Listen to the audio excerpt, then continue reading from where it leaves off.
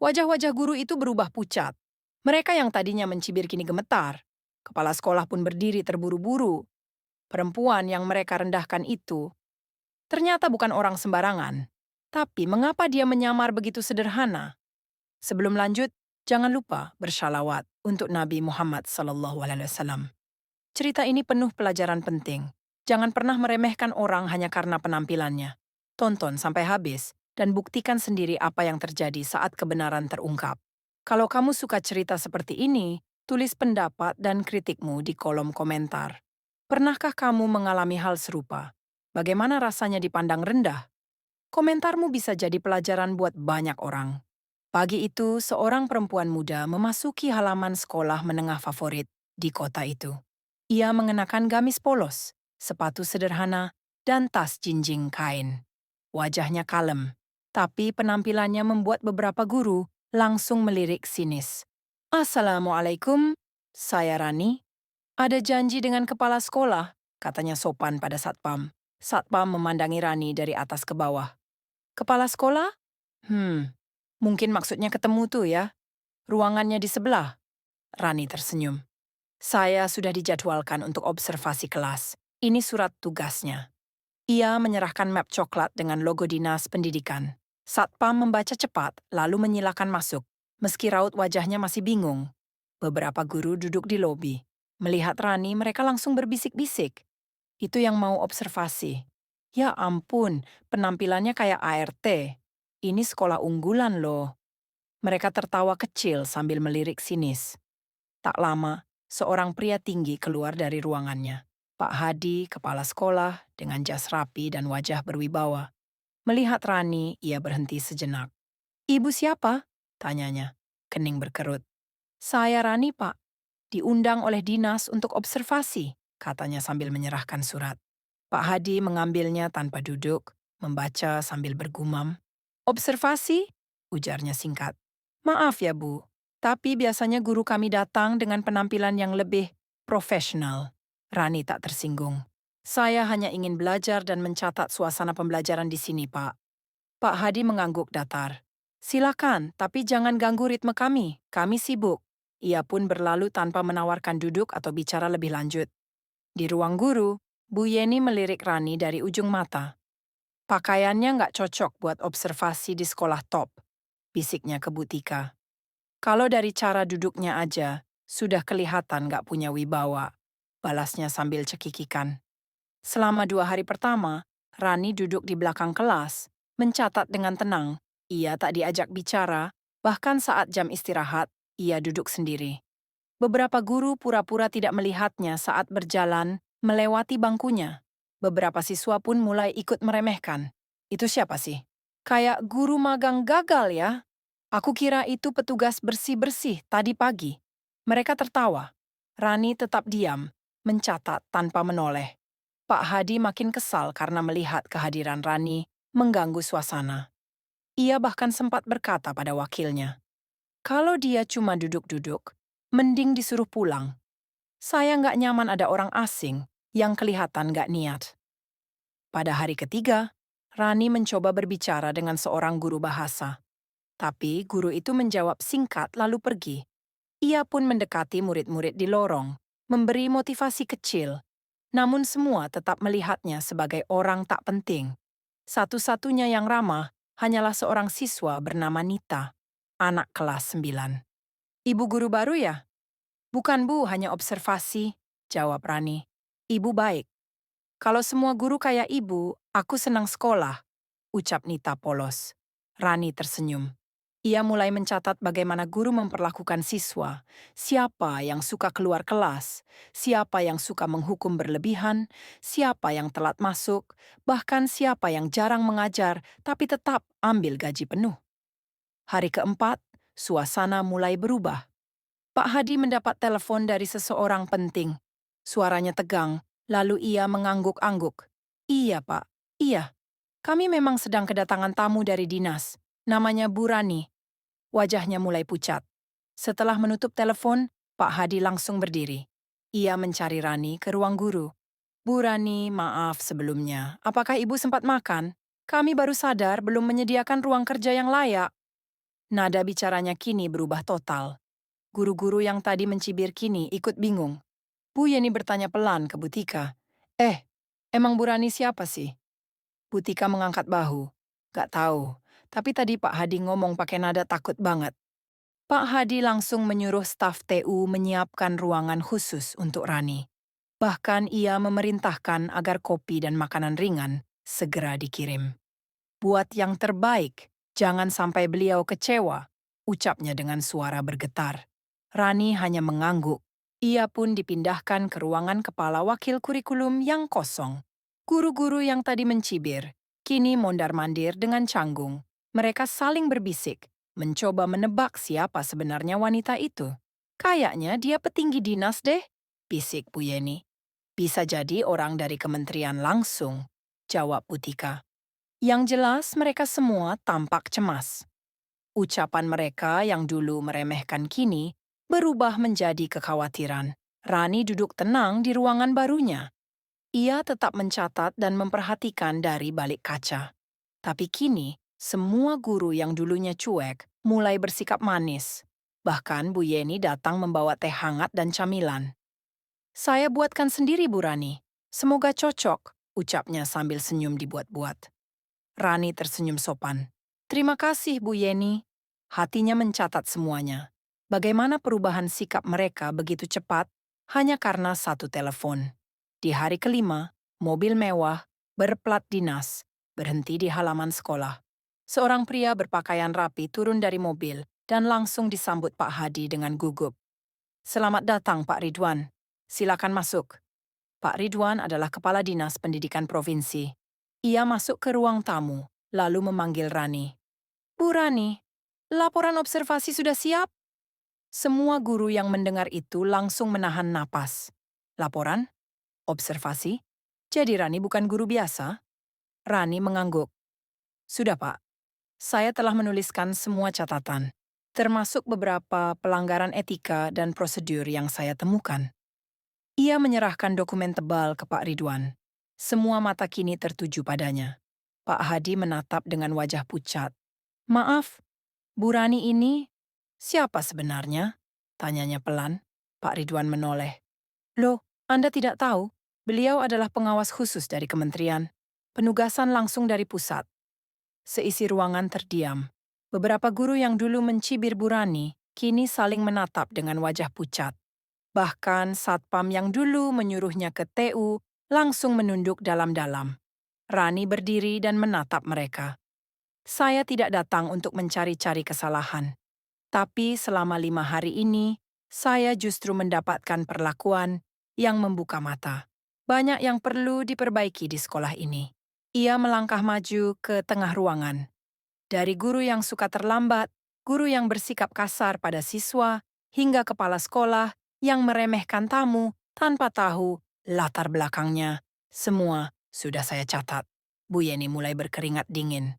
Butika menunduk. Pak Hadi tak bisa berkata apa-apa. Semua yang merasa pernah merendahkan Rani kini terdiam. Wajah mereka penuh rasa bersalah.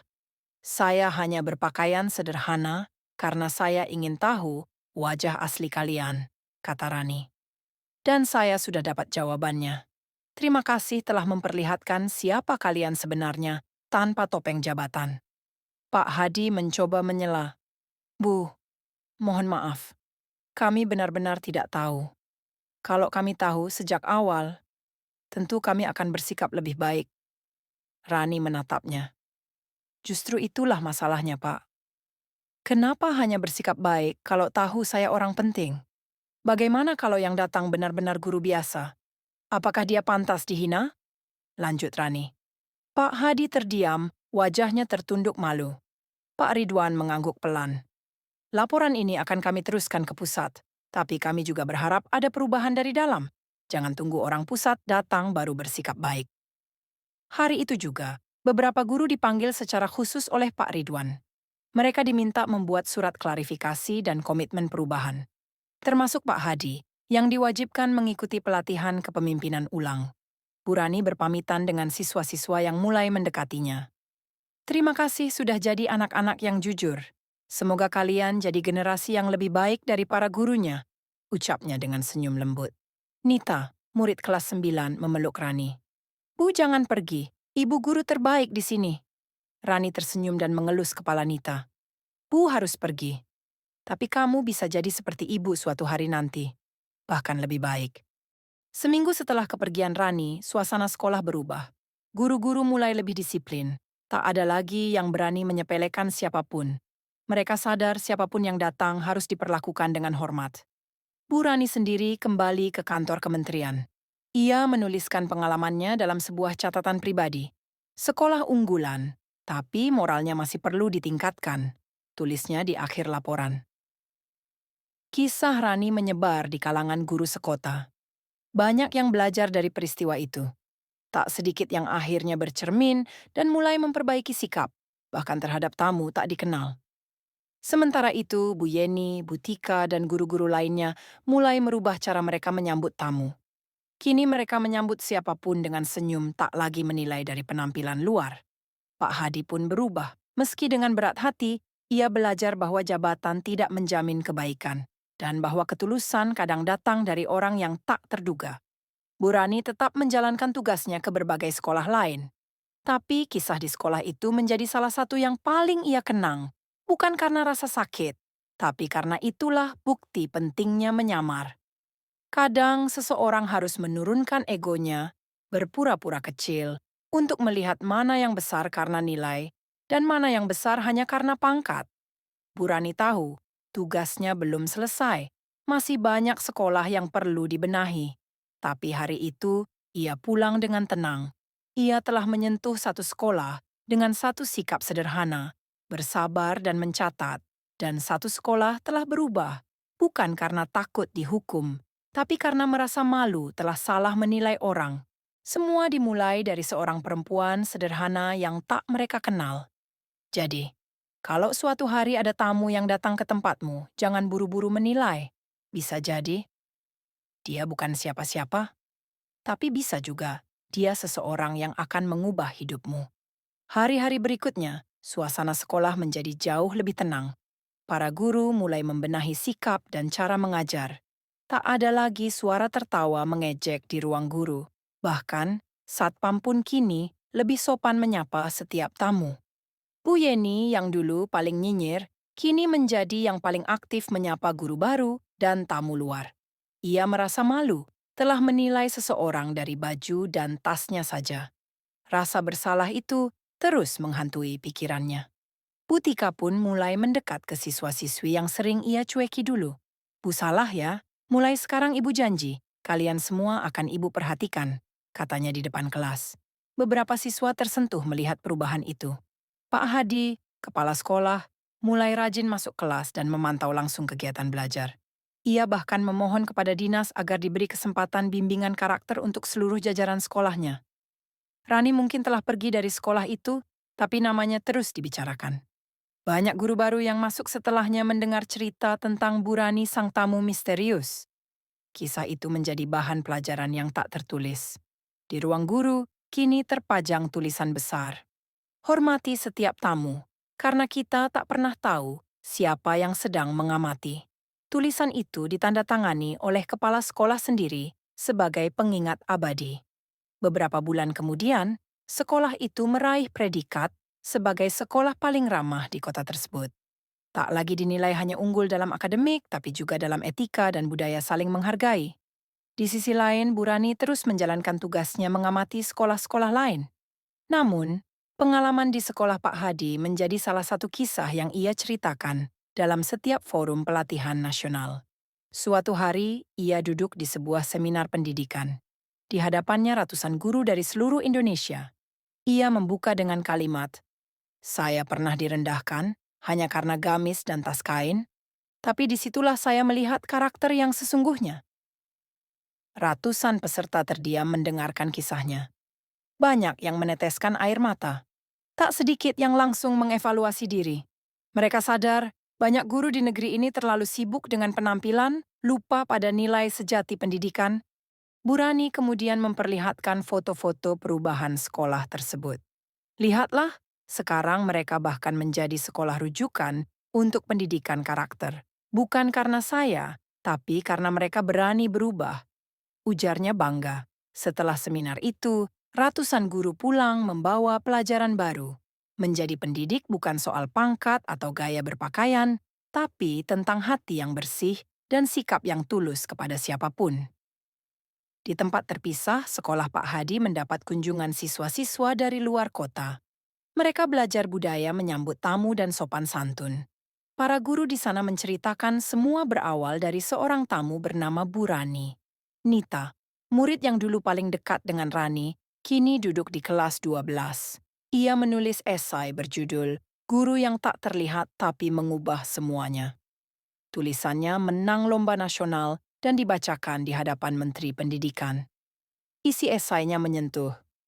Aku belajar bahwa orang baik tak selalu datang dengan pakaian mahal. Kadang mereka datang diam-diam, mencatat, menilai, dan pergi, tapi jejaknya abadi di hati orang yang berubah karenanya. Esai itu viral. Banyak netizen yang penasaran siapa Bu Rani sebenarnya. Namun Rani tetap menolak diwawancara media.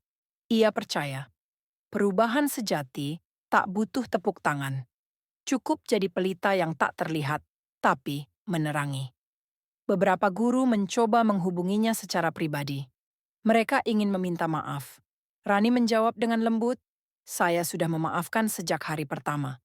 Karena saya tidak datang untuk diistimewakan, tapi untuk melihat siapa yang masih layak disebut pendidik." Hari demi hari berlalu. Namun kisah itu tetap menjadi cerita yang diturunkan di ruang guru, disampaikan pada guru baru, dan bahkan jadi bagian dari orientasi karyawan. Mereka menyebutnya pelajaran dari tamu misterius. Suatu sore, Rani duduk di rumahnya, membuka catatan tua. Di halaman terakhir tertulis, "Kadang orang terhebat datang tanpa seragam, tanpa gelar, hanya membawa sikap dan hati yang jernih." Ia menutup buku itu dengan senyum. Lalu berkata pelan, "Terima kasih ya Bu Yeni, Bu Tika, Pak Hadi. Kalian mungkin telah merendahkan saya, tapi karena kalian, saya bisa buktikan bahwa kebaikan masih bisa mengubah segalanya. Kita tak pernah tahu siapa yang sedang kita temui hari ini. Bisa jadi ia bukan siapa-siapa di mata manusia, tapi sangat tinggi di sisi Allah. Maka bersikaplah baik, bukan karena posisi, tapi karena kemanusiaan. Jangan tunggu orang berpangkat baru kita bersikap sopan. Jangan tunggu orang kaya baru kita tersenyum. Karena kadang yang terlihat paling sederhana justru sedang menguji siapa diri kita yang sebenarnya. Cerita ini bukan hanya tentang Bu Rani, tapi tentang kita semua. Tentang bagaimana kita menyikapi orang yang berbeda. Tentang seberapa rendah hati kita saat tak ada kamera dan panggung di depan mata. Apakah kita hanya bersikap baik pada yang layak menurut kita? Atau kita bisa bersikap adil bahkan pada mereka yang tak punya kuasa? Disitulah nilai kita diuji sebagai manusia dan sebagai pendidik. Terima kasih sudah menonton cerita ini sampai akhir. Semoga kamu jadi bagian dari orang-orang yang menghargai semua orang, bukan karena gelarnya, tapi karena hatinya. Jika kamu merasa cerita ini menyentuh hatimu, tinggalkan komentar, salawat, dan bagikan pada orang yang kamu cintai. Siapa tahu, mereka pun sedang diuji seperti Bu Rani. Dan jika kamu seorang guru, ingatlah, setiap sikapmu akan dikenang. Bukan karena caramu mengajar, tapi karena caramu memperlakukan orang-orang di sekitarmu. Terima kasih Bu Rani untuk pelajaran paling berharga yang tidak ada di kurikulum. Karena dari Anda, kami belajar makna sejati dari kata guru. Semoga Allah senantiasa menjaga setiap hati yang ikhlas, dan semoga kita termasuk di dalamnya. Amin. Shalawat. Serta salam kembali untuk Nabi Muhammad SAW. Cerita ini selesai, tapi semoga semangatnya tetap hidup dalam sikap kita sehari-hari.